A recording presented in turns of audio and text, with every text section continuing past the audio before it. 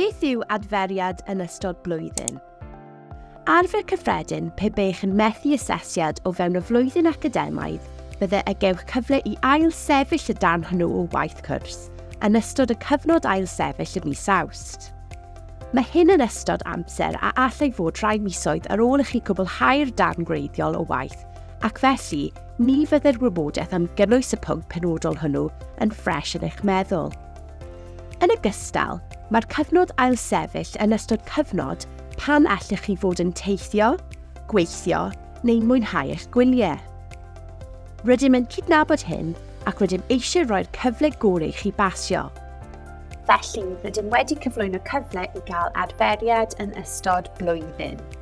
Mae'r adferiad yn ystod blwyddyn hefyd yn cael ei alw yn IYR. Mae IYR yn caniatáu i fyfyrwyr sy'n methu darn o waith a'i ailgyflwyno ymhen 10 diwrnod gwaith ar ôl derbyn ei gradd ac adborth. I fod yn gymwys ar gyfer adferiad yn ystod blwyddyn, bydd hyn ar gael ar gyfer cyflwyniadau dilys a phriodol y byddwch yn cael marc sy'n is na'r marc pasio ar gyfer yr asesiad hwnnw, ond dyw e ddim ar gael ar gyfer unrhyw waith sydd ddim wedi ei gyflwyno. Eich dewis chi fydd pinau ydych yn menteisio ar y cyfle hwnnw ei beidio, ac rydym yma eich cefnogi gyda'r penderfyniad hwn. Bydd gennych uchafswm o 2 gyfle fesul lefel i gymryd IYR.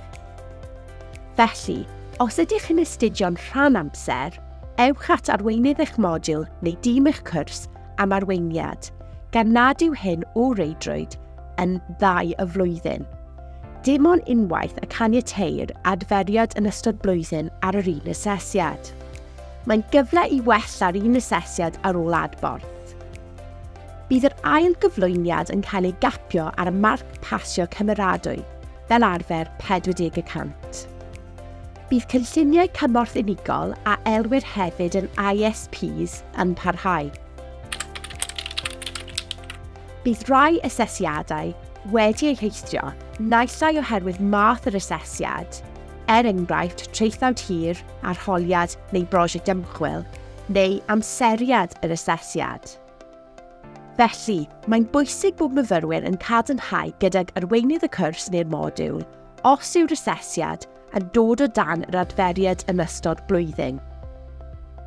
Nid yw eich adferiad yn ystod blwyddyn yn berthnasol i arholiadau na phrofion tu mewn i'r ddosbarth.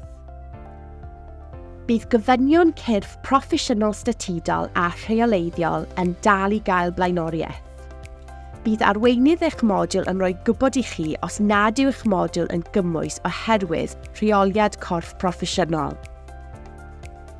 Nid yw amgylchiadau esgusodol yn berthnasol i'r IYR, gan fod yr IYR yr un asesiad. Os roddwyd amgylchiadau esgusodol ar gyfer y cyflwyniad gwreiddiol, yna ni ellir ymestyn yr amgylchiadau esgusodol i gynnwys yr IYR. Mae'r cynlluniau cymorth unigol yn parhau o bosib am hyd at 5 diwrnod gwaith ychwanegol. Edrychwch ar asesiadau'r flwyddyn gyfan. A oes gennych amser i ailweithio'r darn a fethwyd cyn dyddiadau cae asesiadau eraill? Pa mor drwm yw pwysoliad yr asesiad? Os yw'r darn o waith ond yn werth 10 i 15%, a fydd hyn yn effeithio ar eich marc cyffredinol. Dim ond unwaith y gallwch cymryd eich adferiad yn ystod blwyddyn ar yr un asesiad mewn modiwl, ond gallwch cymryd y 2 IYR yn yr un modiwl ar wahanol asesiadau. Felly, mae gennych 2 gyfle i ddefnyddio IYR, ond mae'n rhaid iddynt fod ar wahanol asesiadau. Felly, mae'n bwysig eich bod yn gwneud penderfyniad ar ôl sgwrsio gyda'ch arweinydd modiwl a chwrs. Os ydych yn gymwys, mae angen i chi roi gwybod i arweinydd eich modiwl eich bod yn dymuno cymryd eich cais adferiad yn ystod blwyddyn yn syth ar ôl derbyn eich gradd.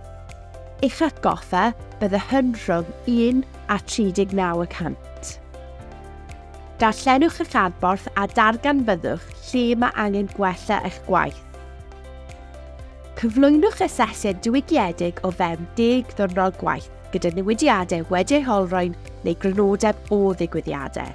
Golyga hyn eich bod wedi tynnu sylw at y meysydd rydych chi wedi ychwanegu neu ei newid. Bydd arweinydd y modiwl yn darparu dolen Turn It In ar Blackboard i chi gyflwyno'r gwaith, eto ymhed 10 diwrnod gwaith o ryddhad y radd cychwynnol. Byddwch yn ymwybodol o reolau canlynol. Ni dderbynir unrhyw waith a dderbynir yn hwyrach na'r cyfnod adferiad yn ystod blwyddyn o 10 diwrnod gwaith. Nid yw'r cyfnod gras 5 diwrnod arferol yn berthnasol i gyflwyniadau adferiad yn ystod blwyddyn. Nid yw amgylchiadau esgusodol yn berthnasol i adferiad yn ystod blwyddyn gan mai hwn yw'r un asesiad. Os oedd gennych amgylchiadau esgusodol ar gyfer y cyflwyniad, allwch chi ddim ymestyn yr amgylchiadau esgusodol i gynnwys yr adferiad yn ystod blwyddyn. Mae cynlluniau cymorth unigol ar gael, felly os oes gennych gynllun gymorth, siaradwch gydag arweinydd eich modiwl. Bydd yr asesiad yn cael ei gapio ar y marc pasio ar gyfer yr asesiad hwnnw. Os byddwch yn methu'r IYR gyda llai na'r marc pasio ar gyfer yr asesiad hwnnw, mae'n bosib y gewch cynnig cyfle i ailsefyll yn ystod y cyfnod ailsefyll. Ond bydd hyn yn dibynnu ar eich proffil myfyriwr cyffredinol ar ddiwedd y flwyddyn academaidd ac argymhellion y bwrdd asesu cynnydd a dyfarniadau. Os nad ydych chi'n gwybod a yw eich asesiad yn gymwys ar gyfer adferiad yn ystod blwyddyn, siaradwch ag arweinydd eich modiwl a byddant yn cadarnhau hyn. Unrhyw cwestiynau sydd gennych am gyflwyniadau, asesiadau ac adferiad yn ystod blwyddyn, dylen nhw allu ei hateb.